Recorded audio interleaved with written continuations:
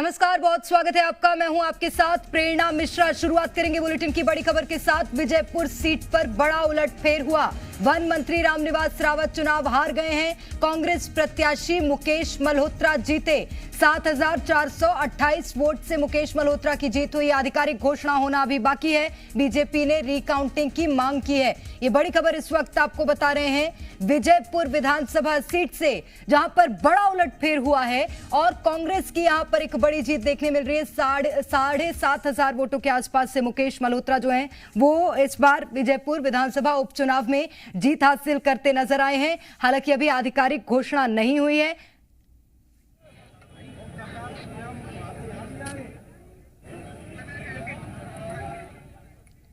और चलिए बढ़ते हैं आगे। रायपुर दक्षिण से बीजेपी की बड़ी जीत हुई। बीजेपी प्रत्याशी सुनील सोनी 46,167 वोटों से जीते हैं।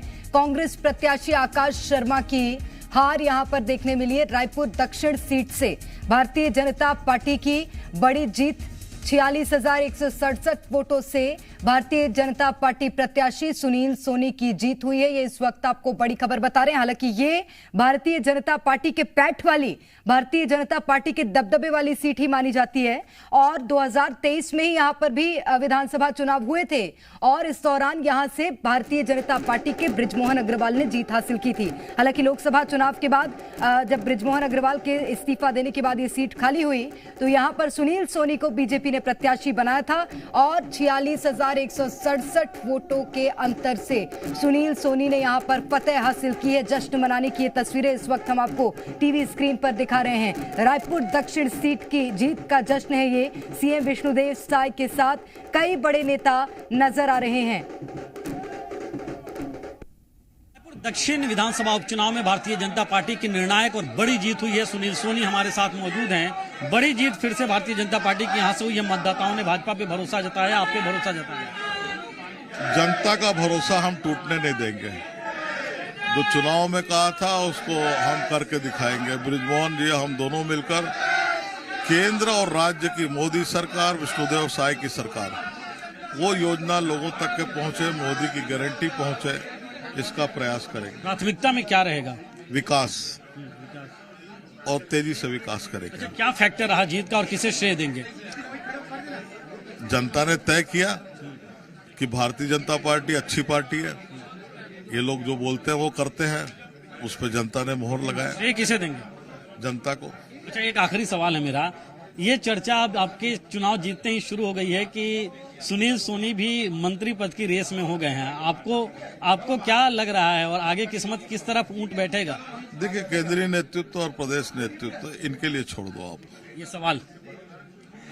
तो सुनील सोनी है, जीत इनकी हो चुकी है, बड़ी जीत हुई है और ये जरूर कह रहे हैं, क्योंकि एक चर्चा छिड़ गई है कि क्या सुनील सोनी को ही मंत्रिमंडल में जगह दी जा सकती है। वो कह रहे हैं कि इस सवाल केंद्रीय नेतृत्व के लिए छोड़ दिया जाए। लेकिन जरूर है कि रायपुर दक्षिण विधानसभा जो भारतीय जनता पार्टी का गढ़ कहा जाता है, इस बार भी इसको बरकरार रखा है भाजपा ने और फिर से इस विधानसभा चुनाव में जीत हासिल की है। कैमरा पर्सन नरेश नौरंग के साथ सत्यप्रकाश जी मीडिया, रायपुर। छत्तीसगढ़ भारतीय जनता पार्टी के लिए ऐतिहासिक दिन है। भारतीय जनता पार्टी 46,000 से भी ज्यादा मतों से यहाँ पर जीती है। जितना कांग्रेस को वोट नहीं मिला है, कांग्रेस को 42,000 वोट मिला है, उससे ज्यादा भारतीय जनता पार्टी जीत दर्ज कराई है 46,000 से। सबके प्रयास से, एक एक कार्यकर्ताओं के प्रयास से ऐतिहासिक जीत भारतीय जनता पार्टी को मिली है। मैं सबको बहुत बहुत बधाई धन्यवाद देता हूं और रायपुर दक्षिण की मतदाताओं को भी हम बहुत बहुत धन्यवाद देते हैं। उन्होंने भारतीय जनता पार्टी पर विश्वास व्यक्त किया है। और ज्यादा जानकारी लेंगे, सीधा रुख करते हैं। रायपुर से हमारे संवाददाता सत्यप्रकाश हमारे साथ जुड़ गए हैं।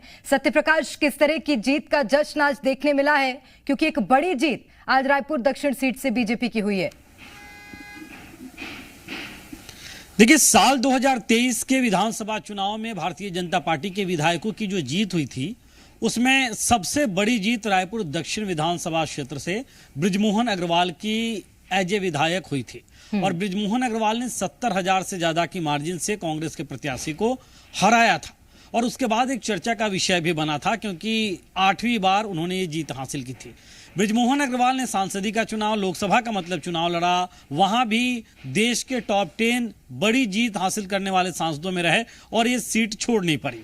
उसके बाद भाजपा ने प्रत्याशी बनाया सुनील सोनी को, और ये लगातार चर्चा का विषय रहा कि बृजमोहन अग्रवाल की पसंद सुनील सोनी है और इसलिए उस पसंद को ख्याल रखते हुए सुनील सोनी को प्रत्याशी भाजपा ने बनाया।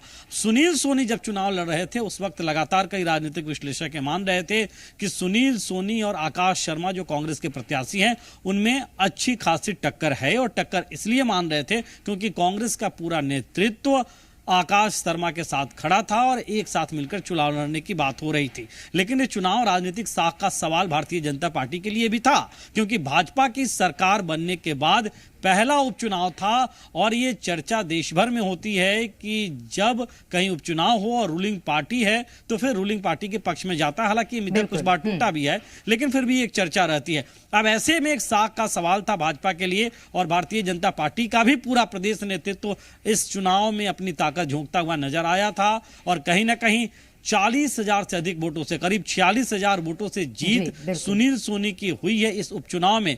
तब जबकि सिर्फ 50% के आसपास वोट पड़े थे, तो समझिए कि कांग्रेस प्रत्याशी को करीब 42,000 वोट मिला है, 42-43,000 वोट मिला है, और 46,000 से जीत होती है तो जितना कांग्रेस प्रत्याशी को वोट मिला है उससे ज्यादा जीत का अंतर है भाजपा के प्रत्याशी का। तो मतलब और ये बहुत महत्वपूर्ण हो जाता है और इसीलिए इसे बड़ी जीत भी माना जा रहा है। मैं लौट रही हूँ सत्य प्रकाश आपके पास। इस बीच बड़ी खबर दर्शकों को बता देते हैं। बीजेपी नेता बृजमोहन अग्रवाल ने पोस्ट किया है, खिल गया कमल, जीत गई भाजपा, लिखा है। रायपुर दक्षिण में प्रचंड जीत के लिए हार्दिक बधाई। तो बृजमोहन अग्रवाल ने ही सुझाया था सुनील सोनी का नाम, और सुनील सोनी को भारतीय जनता पार्टी ने अपना कैंडिडेट बनाया था।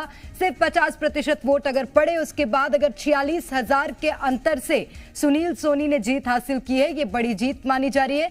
सत्य प्रकाश हमारे संवाददाता हमारे साथ लगातार बने हुए हैं। सत्य प्रकाश, ये जीत बृजमोहन अग्रवाल की एक बार फिर से हुई, क्योंकि उन्हीं के सुझाए कैंडिडेट की इतनी बड़ी जीत हुई है। ये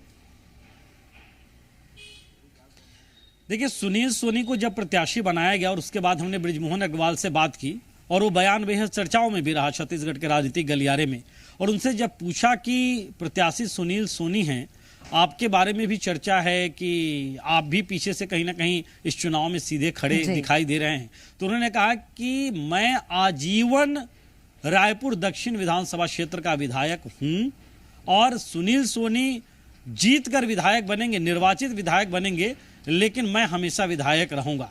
और कहीं ना कहीं बृजमोहन अग्रवाल जिस तरह से इस चुनाव के प्रबंधन का, इस चुनाव में संचालन का सुनील सोनी के जिम्मा संभालते दिखाई दिए। पार्टी नेतृत्व ने एक बड़ा भरोसा किया।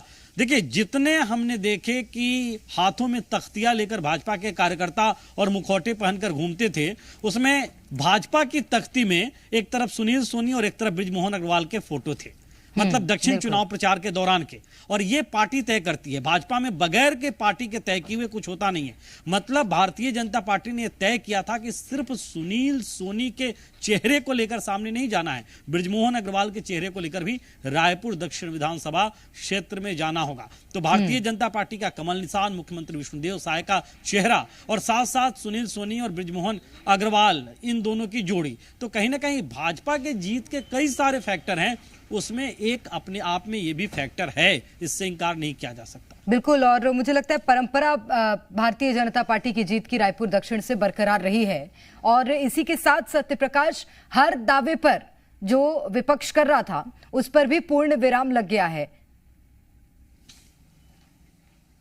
देखिए, मुझे लगता है और मुझे जो याद है कि भारतीय जनता पार्टी की, मतलब बृजमोहन अग्रवाल की जो सबसे कम अंतर की जीत थी, वो करीब 16,000 के आसपास की जीत थी रायपुर दक्षिण से। मतलब ये दक्षिण गढ़ भाजपा का कहा जाता रहा है, और आरएसएस से, मतलब राष्ट्रीय स्वयंसेवक संघ के कई सारे जो बड़े पदाधिकारी हैं वो रायपुर से, छत्तीसगढ़ के ताल्लुक रखने वाले, वो रायपुर दक्षिण से निकल के आते हैं। मतलब सिर्फ भाजपा ही नहीं, संघ ने भी इस विधानसभा उपचुनाव में बहुत महत्वपूर्ण भूमिका निभाई है। बात कांग्रेस की जहां तक आती है, इसमें कोई दो राय नहीं है कि कांग्रेस ने एक फाइट देने की कोशिश की और कांग्रेस काफी एक्टिव दिखाई दी, लेकिन जो भीड़ कांग्रेस पार्टी के नेताओं के साथ थी, प्रत्याशी के साथ थी, वो वोट बैंक में तब्दील नहीं हो पाया। ये अपने आप में बहुत बड़ी बात है। दूसरी बड़ी चीज ये है कि जिस दौरान मतदान हो रहा था, जमीनी स्तर पे मैं कहूं, मैं भी मतदान का कवरेज कर रहा था, उस वक्त में बहुत सारे ऐसे बूथ थे जिन बूथों पे मान लीजिए ये चर्चा में रही कि कई सारे ऐसे लोग जो कहा जा रहा था कि जातिगत आधार पे आकाश शर्मा जो कांग्रेस के प्रत्याशी हैं उन्हें वोट मिल सकता है, लेकिन वैसे बूथ जहां उस जात विशेष की बहुलता थी या समाज विशेष की बहुलता थी, वो लोग भी उस तादाद में नहीं निकल के आए, मतदान करने नहीं निकल के आए।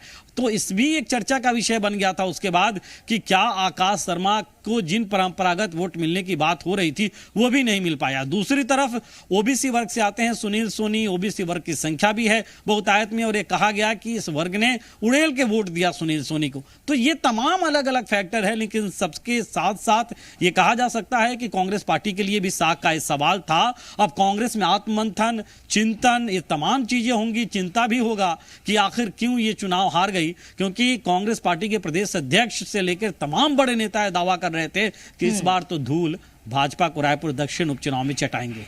निश्चित रूप से। और मुझे लगता है बीते दिन भी जब कांग्रेस के कार्यकर्ताओं से हमारे खास कार्यक्रम में चर्चा की गई थी तो उनका यही कहना था कि कांग्रेस जीत कर आएगी।